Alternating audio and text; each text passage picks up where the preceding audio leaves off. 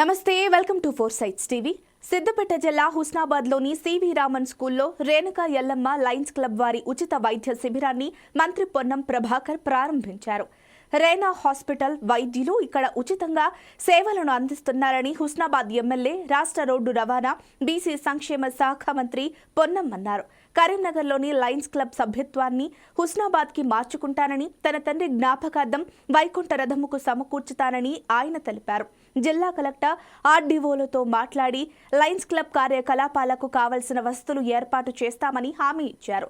ప్రభుత్వం తరపున అంబులెన్స్ కూడా ఏర్పాటు చేయడానికి కృషి చేస్తామని మంత్రి తెలిపారు. గతంలో కరీంనగర్లో ఉన్నప్పుడు లయన్స్ క్లబ్ తరఫున 2 మంచి శ్మశాన వాటికి వెళ్ళి అక్కడ మీరు పోయినట్టు అల్కాపూర్ కానీ లేదా అక్కడ మార్కెట్ నగర్లో చాలా సౌకర్యాలతో ఏర్పాటు చేసినాం. నేను మొన్న సందర్భం వచ్చినప్పుడు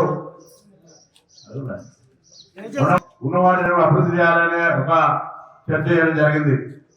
తర్వాత ఇవాళ రేణి హాస్పిటల్ తరఫున మా మిత్రుడు బంగారు స్వామి రజనీ గారి యొక్క హాస్పిటల్ నుంచి ఇక్కడ వచ్చి మెడికల్ క్యాంప్ పెడుతున్నారు.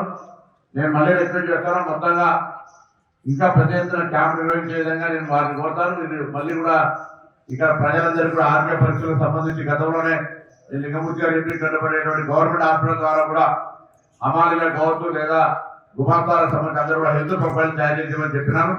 దానికి సంబంధించిన కార్యక్రమం ప్రోగ్రెస్ మళ్ళీ మనం డిస్కస్ చేసుకొని వాళ్ళు ఏ విధంగా ఏదైనా ఇబ్బందులు చేద్దామని అనుకుంటున్నాం. లయన్స్ క్లబ్ సంబంధించి పర్మిట్ అయినప్పుడు లయన్స్ క్లబ్ సంబంధించి మీరు చెప్పినటువంటి వసతి ఏదైతే బాడీ ఫిల్టర్లు కావచ్చు లేకపోతే వైకుంఠ రథాలు పెట్టుకోవడానికి వీలుండే విధంగా నేను జిల్లా కలెక్టర్ గారితో లేదా కొత్తగా వచ్చేటువంటి ఆర్టీఓ గారితో మాట్లాడి దానికి సంబంధించిన ఏర్పాటు చేస్తానని మాట సందర్భంగా లేదు.